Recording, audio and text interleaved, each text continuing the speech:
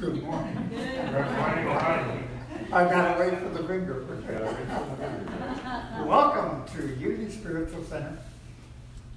And the conversation today started for me earlier in the week. Actually, it was Wednesday in the Course of Love class. We have a class on Wednesday mornings when we're in the middle of studying A Course of Love, which is a new book. And the day 8, for those of you who don't know what it means, it's toward the end of the book, is 40 days and 40 nights of information to help us become awakened. I'll use that terminology. And the title for that day was Love Yourself Enough to Accept Yourself. And I started thinking about that, and I was working on that. And the more I thought about it, the more I thought, okay, I need to talk about that on Sunday morning. And then this morning, I kind of woke up. Where did we put the... there it is, the daily word. That's what I'm looking for. And the daily word says, through the divine in me, I discover and develop my true spiritual potential. And I realized this is exactly the same conversation. So we're going to talk about it. And the whole idea behind this is we have been trained in our culture and in our religions, if I can use that terminology, that you're sinful, yes. And that you should be guilty. And all those nasty thoughts you've had. Anybody familiar with those nasty thoughts? Yeah, I had a couple of you. I'll put my hand up. Okay, or that candy that we stole when we were 5 years old, whatever it is. And we've been trained to be guilty and to despise ourselves, which is amazing. Because what was the message of Jesus? The message of Jesus was love. The kingdom of heaven is within. And the word sin, whether you know or not, was translated, and all it means is missing the mark. Back in the Middle Ages, when they first translated the Bible, they didn't have a word for missing the mark or error. So the archery term for missing the bullseye was sinning. So they adapted that, and this word was being bred into guilt and all kinds of dogma that wasn't part of the original conversation, in my opinion. Notice I had my opinion. So here we're being trained to be guilty, but yet Jesus was talking about the kingdom of heaven is love. And thou shalt love thy neighbor as thyself, and there was all this conversation. So all of a sudden I've been realizing the biggest issue we have is learning to love ourselves. Because once I love myself, I can accept who I am. You ready? Warts and all. And I use the word warts and all because we are all, and the Bible says we've all fallen short, agreed? Yes. So we are who we are. And it's our job to love ourselves and accept ourselves just as we are. Well, and the Bible also says, for grace are you saved by faith, that not of yourselves, lest any man should boast. So we are already a child of God, created in the image and after the likeness, is what Genesis 1:37 says. So here we are. How do we work with that? And I've been looking at this and looking at it.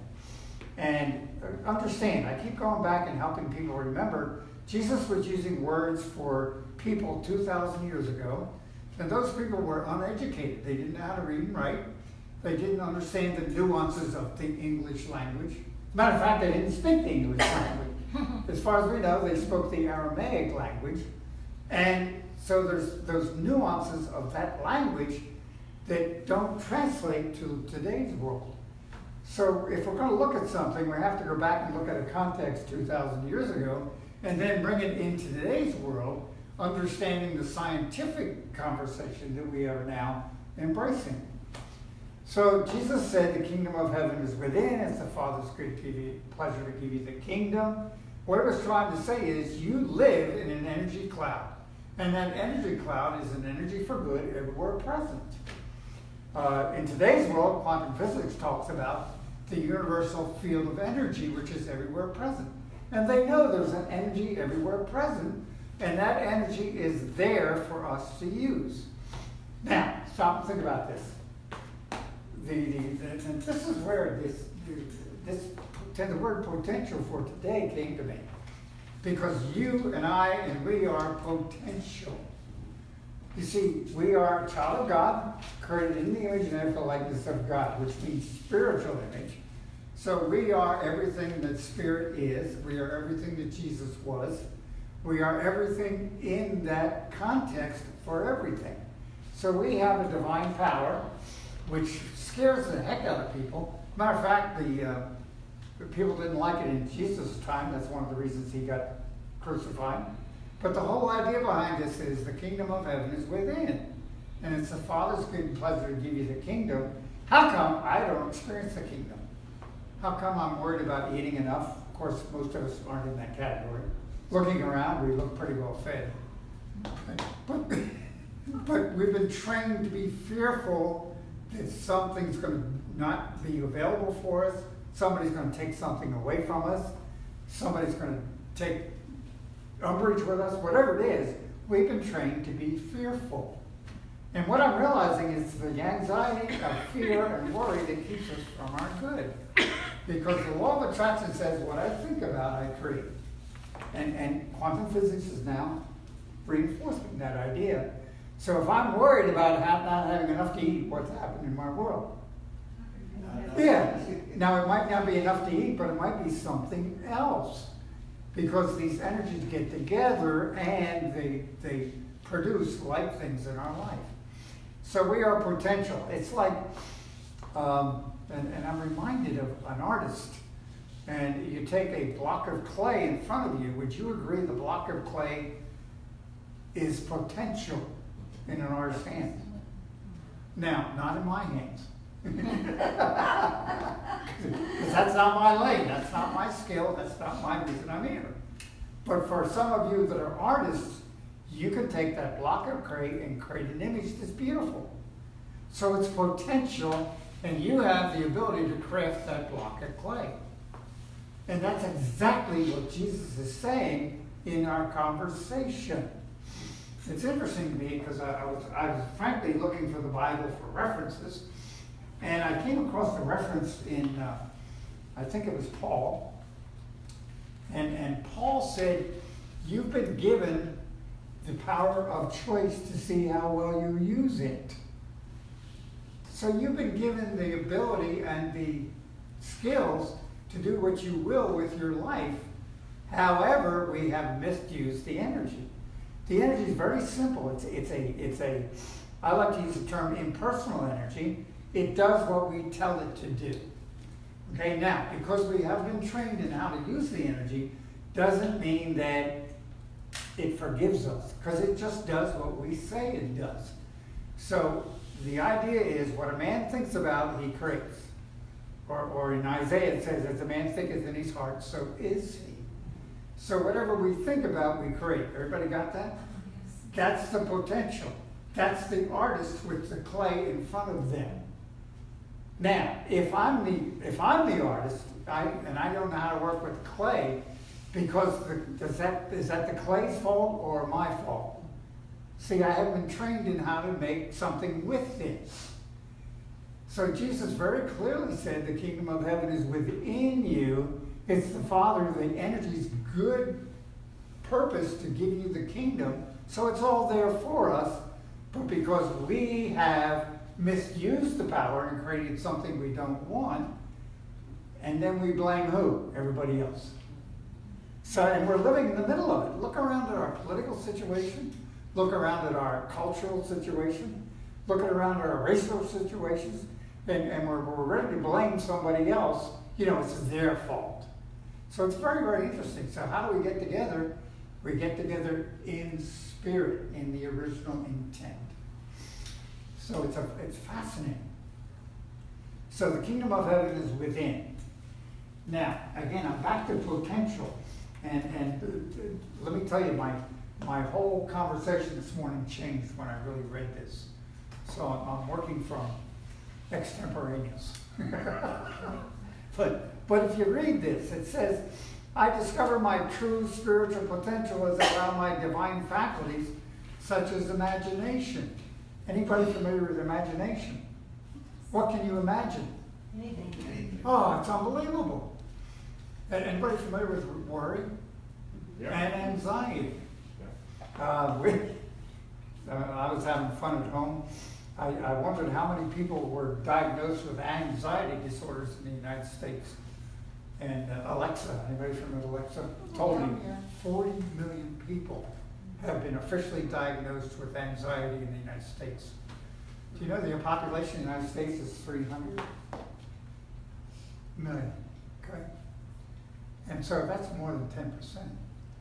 And if 10% have been diagnosed, how many more are hiding? So see, it's a rampant, it's a disease that has occurred here because we slowly over time have bought into everybody else's story.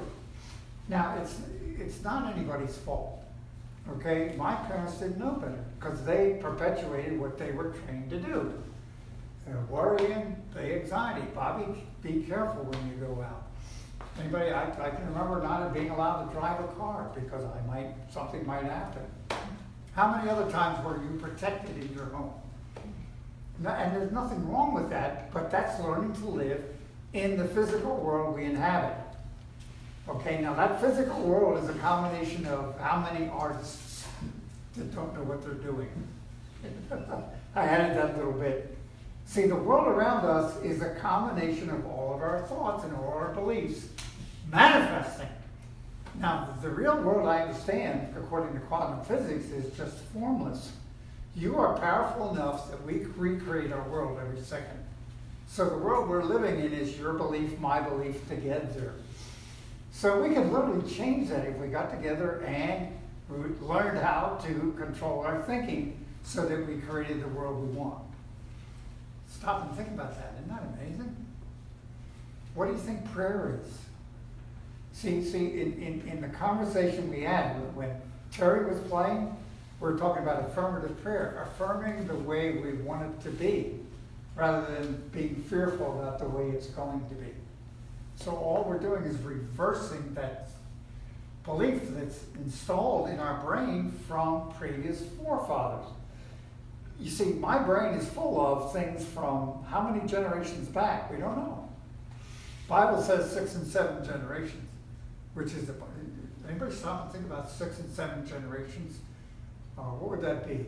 Squared? Okay, I mean, we're talking about thousands of people's thinking that has influenced who we are. And in that process, here we are. So you are the artist, everybody there? And we got a brand new block of clay, and we have the opportunity through being the potential, returning to who we are as a child of God, understanding and learning to love ourselves, and you can go tell your parents you turned out, okay? Everything's okay. You are loved, you're appreciated, because the energy of the universe is love. And once we learn to do that, things start happening. But then it says, any ideas of limitation dissolve as my imagination develops an inspiring, positive vision of my future. Now, I don't know how many times somebody comes for counseling and they're so worried about what might happen. Anybody familiar with what if? What if? What if? What if? Well, what would happen if I became a millionaire tomorrow? What would happen if I was healed? What would happen if my relationships were all wonderful? What would happen if my next door neighbor loved me? Make up a story. Make up a story. Because our minds are making up a story and crafting our future that way. And the key then is learning to take control of the imagination and starting to create new stories of what if. Okay?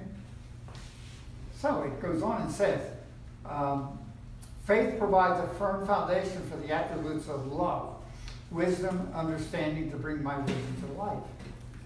You see, words like hate, anger, revenge, manipulation, those are not words of love. And words of love is appreciation, gratitude, nurturing. Those are words that really reinforce the energy in the body.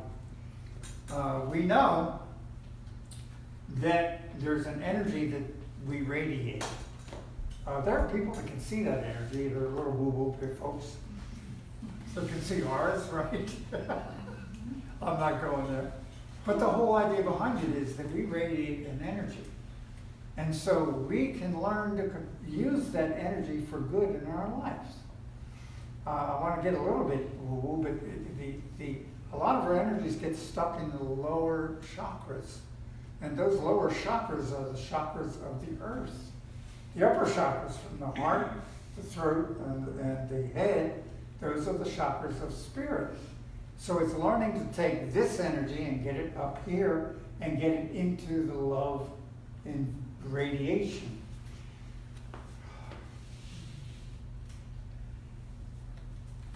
We have amazing healing organization that goes on here. It's amazing to me. I was talking with Terry earlier this week that when we pray as a group, whether you know it or not, there are miracles occur. I was discussing it with Valerie earlier. Okay, so how does that healing occur? The way that healing occurs is our energies are increased to a higher level of understanding until it reaches the level of correction. Because within each of us is the original pattern of love. Because God, when God created the earth, it says that God saw everything was good. So you are good, and within you is a perfect pattern of everything that's good.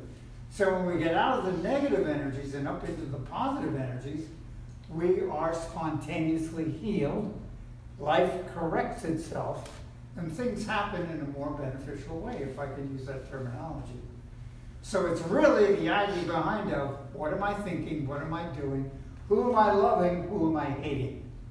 Because when I put out hate, what do I get back? And when I put out love, what do I get back? Love. And what has the world trained us to do? The world has trained us to be victims and hate somebody that's doing something to us. And it's not true. What's true is you're a child of God. The child of God within you is waiting to come out, and that comes out when you learn to bring it out. It's just like the sculptor learns how to sculpt and do a good job with a block of clay. So it's learning a new way of life, it's learning a new thought in life, it's learning a new appreciation for life. And I really believe the title, Love Yourself Enough to Accept Yourself, just as you are. In other words, I could be too old for some folks. Maybe I don't have enough hair. Maybe I'm not heavy enough, or maybe I'm too fat. Whatever it is, I could be this, I'm male or you're female. See, we make all these judgments, but yet the only judgment is child of God. So I love you as a child of God, and that love is what creates and brings it back. Everybody's wandering around looking for somebody that appreciates me, somebody that loves me, somebody that understands me. And would you agree? I wish she would understand me. I wish she would talk to me nicely. And yet, how am I talking? How am I thinking? How am I loving? And do I stop and think about that and take that in and become that Christ self? See, I am the Christ, you are the Christ. And in that process, we are here to bring love into this environment. And when we don't do it, we shirk our responsibility as divinity. So I'm just love yourself enough to accept yourself.